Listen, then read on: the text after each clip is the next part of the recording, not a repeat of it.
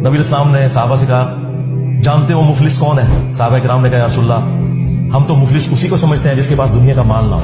तो आपने फरमाया, मेरी उम्मत का मुफलिस तो वो होगा कि जो क़यामत के दिन ढेरों ढेर पहाड़ों के बराबर नेकियां लेकर आया, और उसमें नबी इस्लाम ने मुस्लिम शरीफ के अल्फाज हैं गिनवाया। कौन सी नेकियां? नमाज, रोजा, हज, ज़कात, ये सारे बड़ी बड़ी नेकियां यही हो सकती हैं, और नबी इस्लाम ने गिनवाई। लेकिन इस हाल में आया कि दुनिया में किसी को मारा, किसी को पीटा, किसी का खून बहाया, किसी को नाहक डांटा, किसी को ज़हनी तकलीफ दी, वो लोग अल्लाह के हुजूर आएंगे और अल्लाह से कहेंगे कि आज हमें बदला चाहिए।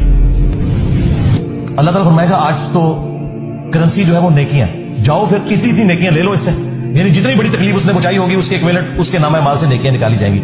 मुस्लिम शरीफ के अल्फाज हैं, एक एक करके जब लोग अपना दावा करेंगे, एंड रिजल्ट ये निकलेगा कि उसके नामा माल में कोई नेकी बाकी नहीं रहेगी। अभी भी कुछ लोग बाकी होंगे। अल्लाहुम्मा ला तजअलना मिनहुम। वो कहेंगे, अल्लाह नेकियां तो खत्म हो गई, अब हम क्या करें? अल्लाह ताला फरमाएगा, अब इसका इलाज ये है कि तुम्हारे गुनाह इसके नामा माल में डाले जाएंगे। तौबा तौबा, और उसे औंधा मुंह करके जहन्नम में फेंक दिया जाएगा। फिर नबी इस्लाम ने एंड पे फरमाया कि मेरी उम्मत का मुफलिस ये होगा।